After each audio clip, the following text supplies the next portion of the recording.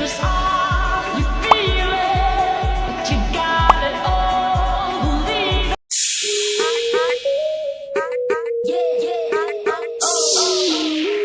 Welcome back. আশা করছি আপনারা সকলেই ভালো আছেন। তো আজকের ভিডিও দেখাবো যে নতুন স্টাইলে আর্জেন্টিনার জার্সিতে কীভাবে এই ধরনের ফটোগুলো তৈরি করবেন। এর জন্য অবশ্যই সম্পূর্ণ ভিডিওটি কন্টিনিউ করতে হবে।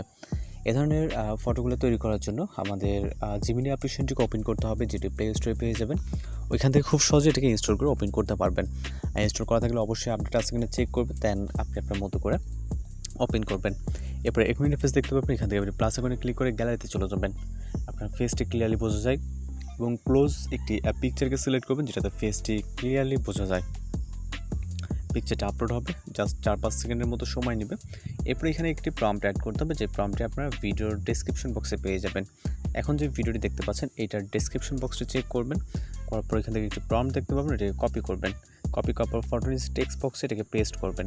এরপর এখান থেকে সেন্ড বাটনে ক্লিক করতে হবে। আমাদের সর্বোচ্চ এখানে অপেক্ষা করতে হবে 20 সেকেন্ডের মতো। এর ভিতরে আমরা আমাদের রেজাল্টে পেয়ে যাব। মূলত জিমিনাই দিয়ে খুব ইজিলি ফটো জেনারেট করা যায় এবং বেশ কিছু ফটো জেনারেট করতে পারবেন, এবং এখানে খুবই অল্প সময়ের ভিতরে কিন্তু ফটোগুলো জেনারেট হয়ে যাবে। আর আমাদের চ্যানেল ভিজিট করলে আপনারা অসংখ্য ট্রেন্ডিং ফটো বা ভিডিও টিউটোরিয়াল পেয়ে যাবেন, সেগুলো চাইলে দেখে আসতে পারেন।